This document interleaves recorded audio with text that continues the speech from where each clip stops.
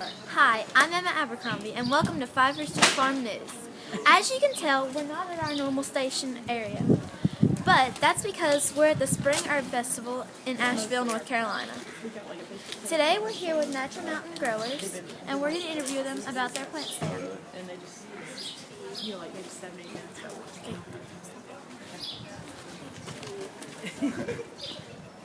Here we are with Rob, and we're going to ask him a few questions about natural mountain growers. So, what plant is this, Rob? these are hostas. Hostas. And, what are hostas like? It's a leafy ground cover plant.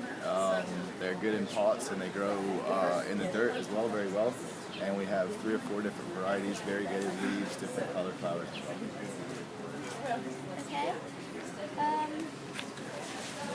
What are the golden Money wart. wart? Yeah, it's a yellow ground cover. And you stop? Oh. It's a yellow ground cover. It's also known as creeping Jenny, and a little bit goes a long way. And it's very good for erosion control and also things like rock walls.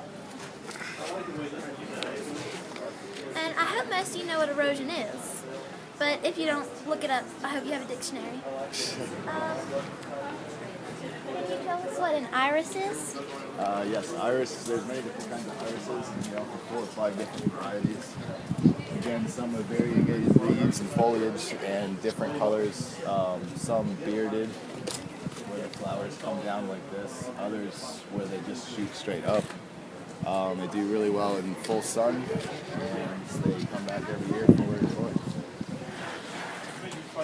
Okay, how did you get started growing plants? I actually work with one of my good friends, Brad, who owns 100 acres up in Marshall on Little Pine Road. And he grows a lot of rare breed, hard to find plants and trees. And they're hardy to our climate. And they're kind of unique to the festivals that we sell at. And I just enjoy very much the work that he does. Okay, well thank you, Rob, for letting us interview You're welcome. you. Nice to meet you. Nice to meet you. Well, you've heard it, folks. Now to our next plant stand. I'm here with Larry Thornton, a customer at the Asheville Herb Festival. So Larry, this is your first year here? This is not. This is, I can't tell you, 10 or 12. We come here every year to the festival. We always spend way too much money and take back lots of great things.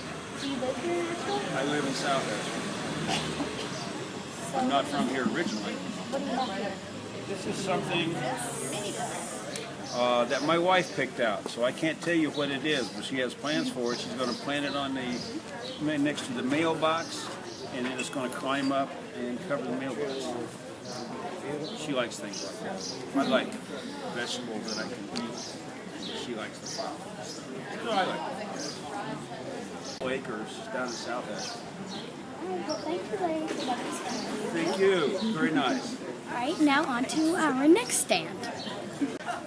I'm in the Fairy Made Soap booth, and I'm here with Tina.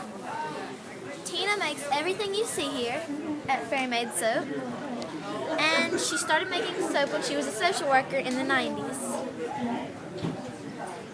So, what is your favorite scent of soap that you make?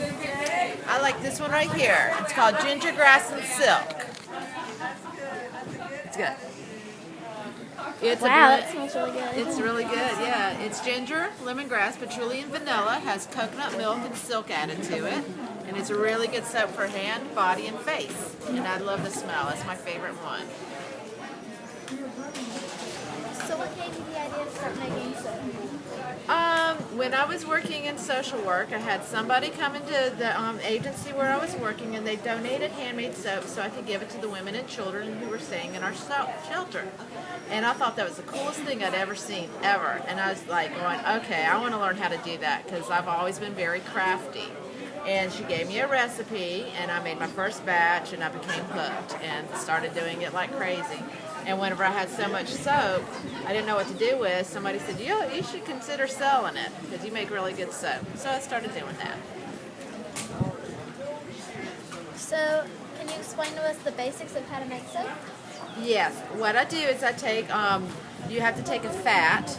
So I use different oils for fats. You can use a lot of different things. Olive oil, rice bran, palm, coconut oil. Some people use lard and tallow, which you get from animals, and then you combine it with an alkali. An alkali is a base, and I use sodium hydroxide, which is called lye. And I take that in a liquid, which I use water, or you can use goat milk or coconut milk or tea or whatever, and I combine all those together, and a chemical reaction happens, and it goes and becomes soap. And so that's kind of how you make it. It's a little bit more complex than that, but that gives you an idea. Well, it smells great. Thank you. I use plant-based essential oils for scenting. I don't use any fragrances or anything. These are all natural. Thank you for letting us interview you. No problem. Well, now to our next booth. So we're back in Denton now, and it's much warmer than it was in Asheville, and there's not as much wind at all. And we would like to give a special thanks to all the people that we interviewed. And that's it for today on 5 Farm. I'm Claire Abercrombie. Bye!